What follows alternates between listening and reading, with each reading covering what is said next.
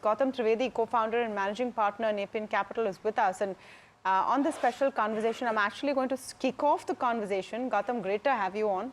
Thank you so much for speaking with us. I'm actually going to kick off the conversation with the point about US tariffs. Now, it's that one big uncertainty out there, right? And as far as India is concerned, if there is reciprocity of tariffs, it is going to hurt us. We have a positive balance of trade with the US, and we have significantly higher tariffs. In some cases, the differential is as high as 30%. Is that something that could skew or sour the sentiment for equity for some time? You know, US is only one of our trading partners. So the fact is that the Trump administration has directed the Commerce Department and the US Trade Representative to deliver basically a report on where the reciprocal trading status lies with the whole world, the US and the whole world. So I think the Commerce Secretary nominee, Howard Lutwig, has basically said these studies, the study of the report, should I say, should be completed in the next 6 weeks by the 1st of April. Now, we have currently a $45.7 billion trade surplus with the United States. That's the number for 2024. However, that number has doubled from 2015. So the point is that either, I guess, they come up with tariffs against India, or they give a time frame within which, the tariffs for U.S. goods imported into India are lowered, or maybe they work out a defense deal. So, there are multiple possibilities. But the fact is, I think the fact that our prime minister, was one of the first global leaders to actually land up in the U.S. and meet President Trump, meet Elon Musk, and other senior members of the cabinet, is obviously very reassuring. But we'll know in 6 weeks what happens. So, okay. We'll know in 6 weeks what happens. That uncertainty hangs up there. Is that, if I were to ask you about factors which have soured market sentiment or spoiled market sentiment right now, Mr. Trivedi, would there be, apart from US tariffs, a big chunk of this allocated to what corporate performance has been and slowing growth? How big are these concerns for you? No, I think the slowing growth has been around actually for the last few quarters. It's not just the last quarter results that have now ended. So the economy has indeed been slowing down. I think we've seen about at least 2, if not 3 quarters of an effective slowdown. So that's not a full surprise to most market participants, i.e. October to December, that specific quarter, the results again have been pretty lackluster. Slightly better than the previous quarter, but still pretty much lackluster, and confirming the doubts that people had with respect to the fact that there is a prolonged slowdown. The good news is, and again, this is what I've seen in the few of the conferences that I attended last week, is that rural seems to be in much better shape than urban consumption. So at some point, urban consumption comes back. A lot of people were hoping that the budget would have more SOPs than merely the increase of the middle class threshold from 7 lakhs to 12 lakhs. But again, that's a great step, but hopefully, the government ends up doing more of that.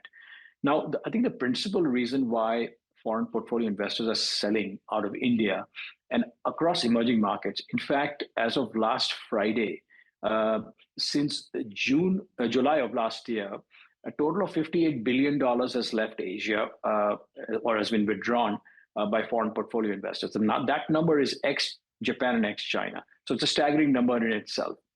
The other factor to keep in mind is, where is this money going? The money is going back home to the United States. And why is it going back to the US? So we pride ourselves here in India saying that we have 14 to 15% earnings growth on a rolling 12-month basis. But did you know that the earnings growth for the S&P 500 for this year, consensus is 13%? And somebody asked me the other day that the Magnificent Seven are contributing bulk of it. To an extent, the answer is yes. But the fact is, for this specific calendar year, the Max 7 have earnings growth of 18%. The balance 493 companies have an average earnings growth of 11%. So you've seen 2 successive years, 2023 and 2024, where the S&P 500 has given 20 plus percentage returns. So there is a very strong case for investing in the biggest emerging market today, which is the United States, versus other EMs. And there's a lot that President Trump seems to be wanting to do with respect of making America great again, the MAGA program.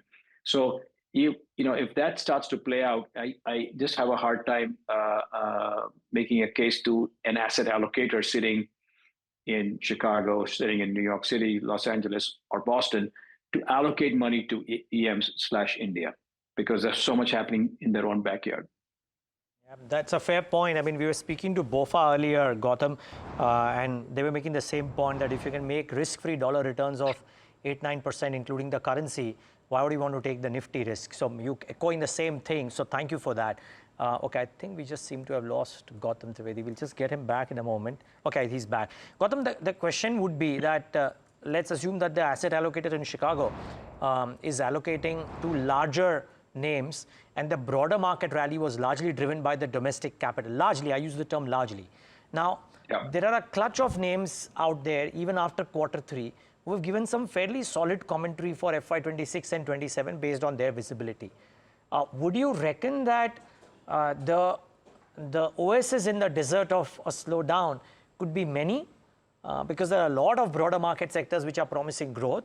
Or would you reckon that the lower tide would keep all boats subdued from stock number 251 to stock number 6,000? And contrary, the second question rolled into one.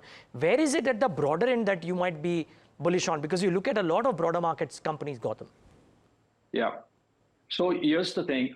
To answer the first part of your question, and I think your previous guest on your show was saying pretty much the same thing, that you've got Mahindra doing well and Tata Motors not as well. So I think within sectors, there are different pockets that are doing extremely well. There are different sectors which are also doing differently from the rest of urban consumption. So I'll give you an example: travel and tourism. It's a very urban consumption-driven phenomenon. Let's say across the top 50 cities. But the fact is, while there's slowdown in consumption in these top 50 cities, travel and tourism seems to be having a field day. And if you look at just Indigo's numbers, for example, they ended 2024 with having flown 112 million tourists. That's up 12%. So that's a staggering number. If you look at the hotel industry, RevPAR has basically grown 23%. Occupancy is currently at 70%. Total new hotel signings are up a whopping 47%. So there are pockets within the economy that seem to be doing very well. Real estate, again, another sector that's doing well. Power, I think, is going to be a sector that's going to keep driving growth in this country, not just for electrification, but also the advent of AI, where the simple ChatGPT search ends up consuming 10x the power of a simple Google search. So when you start looking at various sectors within the economy, some are in their own orbit, i.e. doing well and disconnected from the overall slowdown in the economy. Wow. Okay. So there would be specific buckets out there. Gautam, just one last question, really. A new bull market brings about newer winners. I'm guessing that's true for the broader end of the spectrum too. So if it was defense, energy transition, railways, etc., which led the rally from 2021 to 24, I'm calling December the end of that previous rally. The new rally, whenever it begins, would it have newer winners? And if so, any hypothesizing of what could those be? So I still think that new age tech has had a good correction. So that's definitely a sector to look at. Power companies have had a correction, which is actually good because a lot of them are trading at crazy valuations. And of course, within the mid and small cap space, valuations have corrected. Some stocks are down 30, 40, 50%, but they're still expensive when you look at it from a relative perspective. So, we were looking at a screen the other day. We found 892 companies out of the top 1,100 stocks that are corrected 25% or more. Within that universe of stocks, 125 stocks have corrected 50% or more. So it's going to be very stock specific going forward. I don't know outside of maybe power.